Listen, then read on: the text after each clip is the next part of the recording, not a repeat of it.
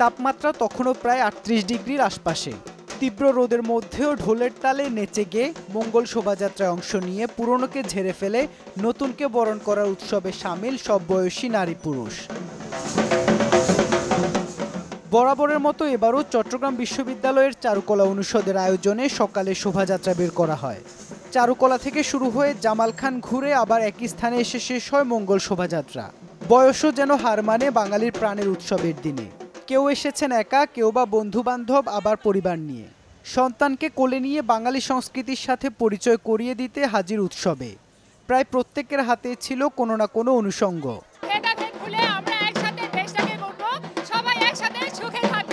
বাঙালি সমাজে যে প্রাচীন ঐতিহ্যগুলো আমরা ধরে রাখবো।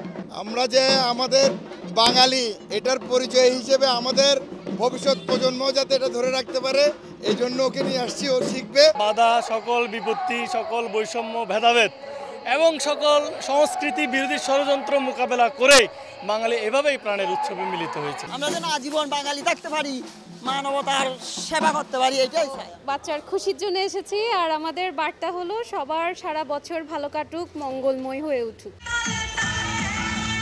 এবারও বর্ষবরণের মূল আয়োজনের অন্যতম ভেন্যু ছিল ডিসি হিল, যেখানে সকাল হতে বসে প্রাণের মেলা। সম্মিলিত পহেলা বৈশাখ উদযাপন পরিষদের উদ্যোগে এই আয়োজন এবার পা দিয়েছে ৪৮ বছরে। তাই তো মানুষ আর প্রকৃতির রঙে বর্ণিল ছিল চারপাশ। এতে সাংস্কৃতিক অনুষ্ঠানে অংশ নেয় নানা সংগঠন। নাচ, গান আর আবৃত্তিতে মাতিয়ে রাখেন দর্শকদের।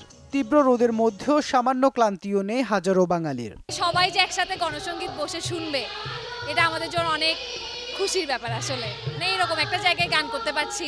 লালন করবে, মানুষ হবে, শিখবে, দশজনকে শিখাবে, একটা পরিপূর্ণ মানুষ হিসেবে নিজেকে গড়ে তুলবে। আমার ছেলেও কিন্তু প্রোগ্রাম দেখতে কিন্তু আসে না, কিন্তু আমি তাকে বলছিলাম কি আসো, কিন্তু তাদেরকে আমরা জিনিসটা কেন জানি করতে পারছি না। আমার সংস্কৃতি জিনিসটাকে আমরা আবদ্ধ করতে পারছি না সবার মাঝে, সেটা আমাদের একটা বড় দুর্ভাগ্য।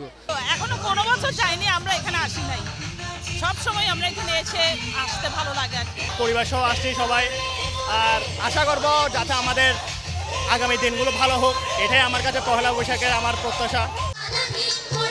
পহেলা বৈশাখ বরণে জমজমাট আয়োজন ছিল সিআরবির শিরিষতলায়ও। ছিল হাজারো মানুষের মেলা। সেখানেও কমতি ছিল না সাংস্কৃতিক নানা আয়োজনের, যাতে অতিথি হয়ে হাজির হন চট্টগ্রামকে পথ দেখানো অগ্রজরা।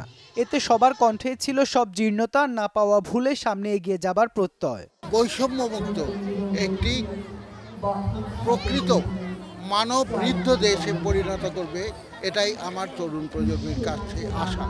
বিশেষভাবে শিক্ষাকে খুবই গুরুত্ব দিতে হবে, স্বাস্থ্যকে খুবই গুরুত্ব দিতে হবে।